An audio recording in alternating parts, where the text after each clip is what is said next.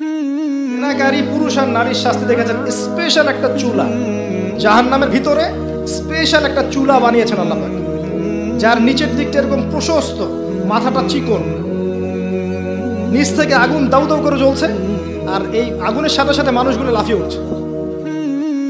আগুন নিচে নেমে যাচ্ছে, মানুষগুলো নিচে নেমে যাচ্ছে, আবার দাউ দাউ করে আগুন, আবার মানুষগুলো উপরে উঠছে। এটা ওদের শাস্তি দেখেছেন নবী সাল্লাল্লাহু আলাইহি ওয়াসাল্লাম, যারা এই উম্মতের জেনা এবং ব্যভিচারে লিপ্ত আছে।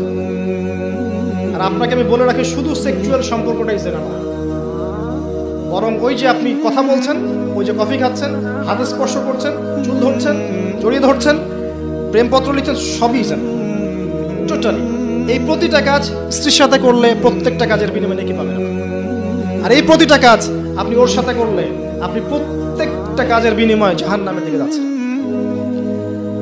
শুধু এভাবে স্পর্শ করা, গায়রে মাহরাম মেয়েকে এভাবে স্পর্শ করা, একটা হাদিসে নবীজি বলেছেন মাথার মধ্যে লোহার পেরেক বসানোর চাইতে বেশি জঘন্য কাজ।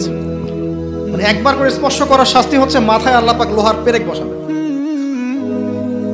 আর বিবাহিত, এটা তো বললাম অবিবাহিত জেনারেশন, যাদের মধ্যে আবেগটা বেশি থাকে।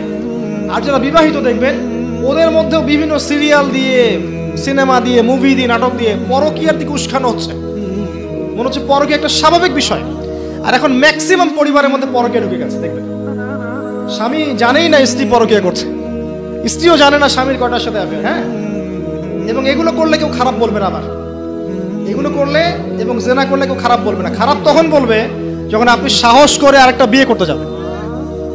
এটা দুনিয়া। এখন আপনি সাহস করে বৈধ একটা বিয়ে করলে মানুষ আপনার দিকে বাঁকা চোখে তাকাবে, চরিত্র খারাপ মনে হয়।